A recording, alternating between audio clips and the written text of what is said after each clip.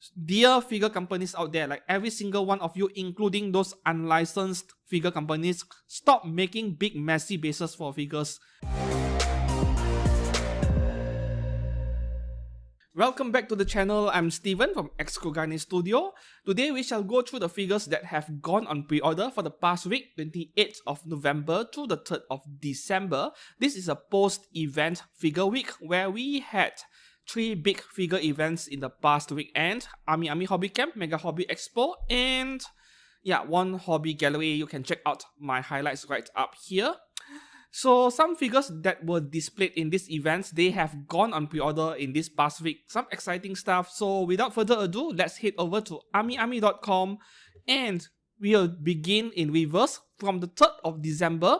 There is one very nice scale figure over here. This one, Bien, how do you pronounce that? 1/6 scale complete figure from Neonmax. Neonmax is a Chinese brand, by the way.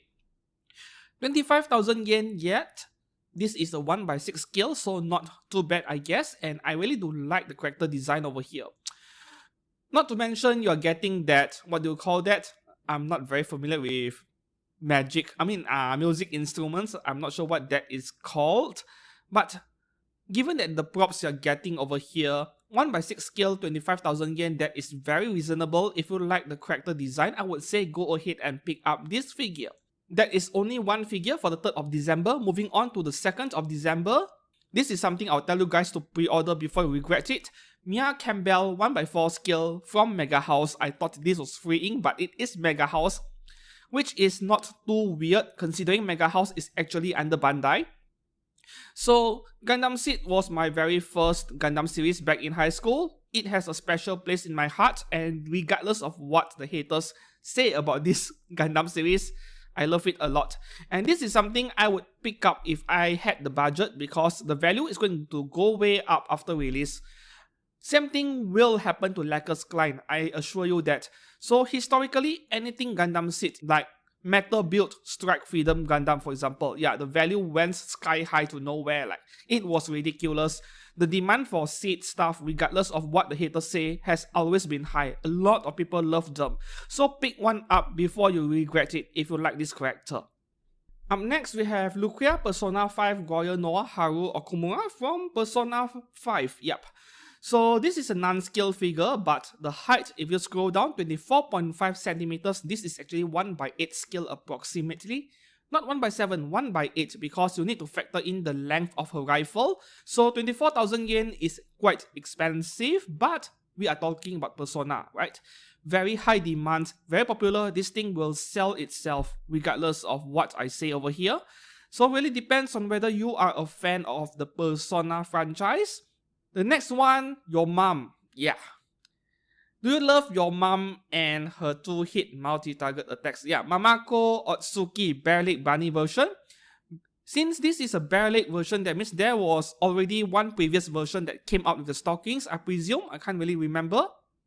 However, 1/4 scale, 33,000 yen, that is very reasonable. If you like your mom, pick one up. Up next, we have 2 pop-up figures from Danganronpa, very popular as well. Chihiro Fujisaki and then, Junko Enoshima. Both 4,080 yen each. Personally, for me, pop-up rates, they never sell out that easily. They are everywhere, highly mass-produced. I would personally wait for after release. And lastly, for 2nd of December, we have STG 940 from Union Creative. This is a girl's frontline character. And Union Creative as a brand, you have heard from me multiple times, it is a hit or miss. And this character, I would say, well, this figure specifically is not very attractive or special in any way. I would say it is not special, So if you really like the character, maybe go ahead and pick one up, but otherwise I would skip this one. But I won't deny that I like the pose of this one. To me, it feels photogenic. I would love to photograph this in a diorama as a figure photographer. However, 26,670 yen, this is pretty expensive, There is no scale mentioned over here, but I would say this is closer to 1/7. 29 centimeters, but once again, you deduct the length of that rifle, it is closer to 1/7.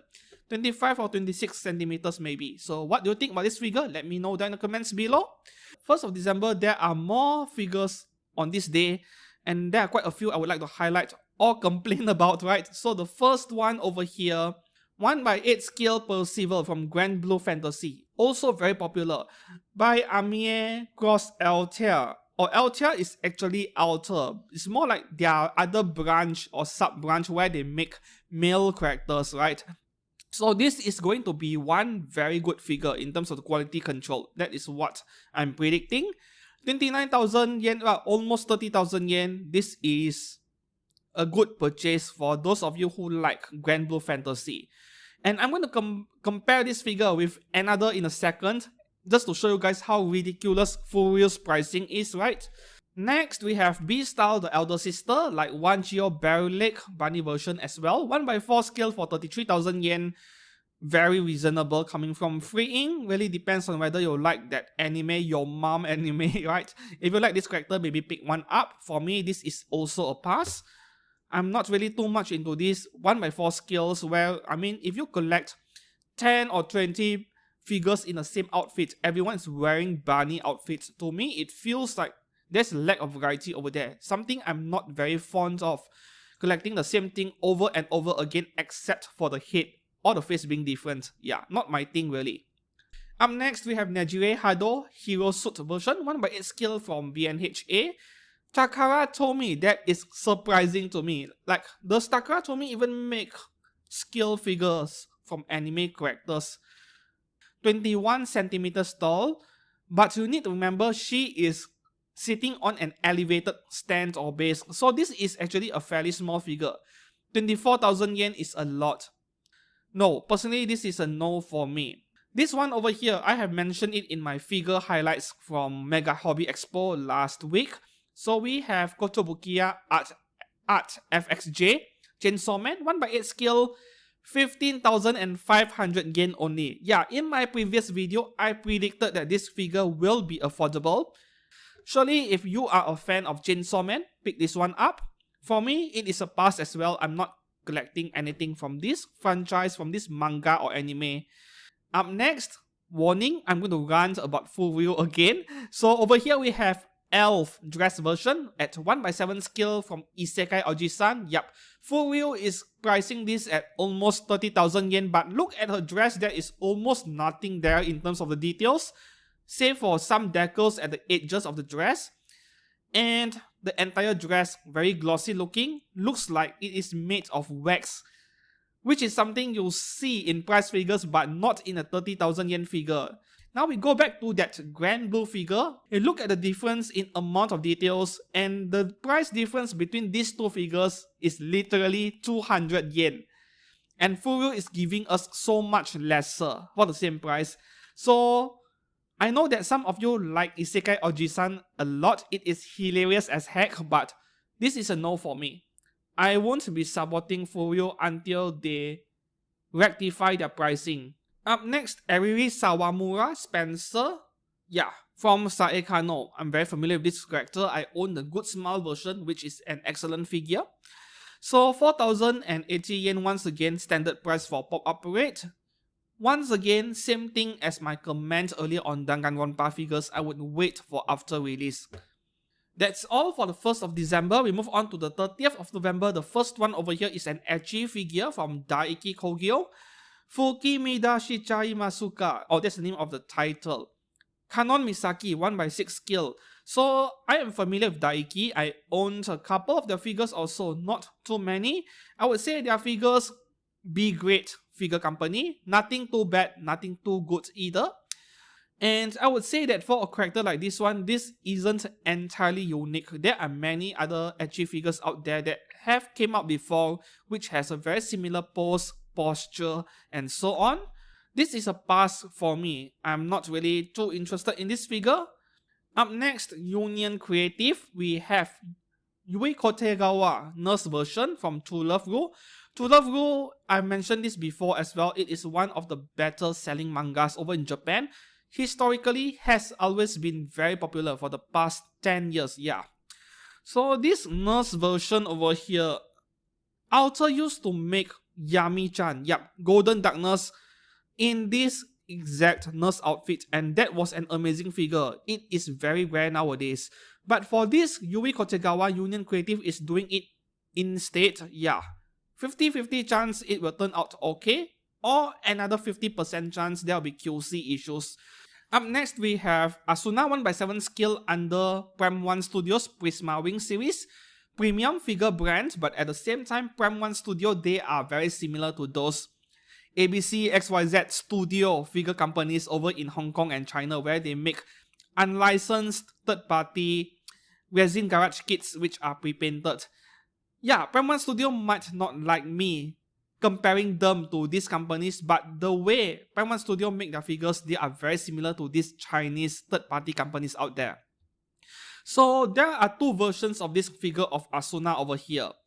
There is another version which somehow is not on Amiami. I'm not sure if that one isn't on pre-order yet, or it is exclusive somewhere else. I'm not very sure.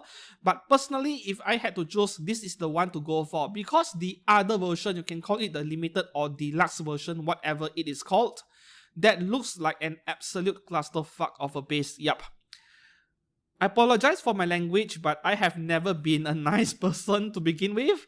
Dear figure companies out there, like every single one of you, including those unlicensed figure companies, stop making big messy bases for figures. I always appreciate a good diorama base. I'm not going to lie. I don't like to see this trend of round plastic disc bases on most anime figures. But on the other hand, please don't end up with big messy bases for figures.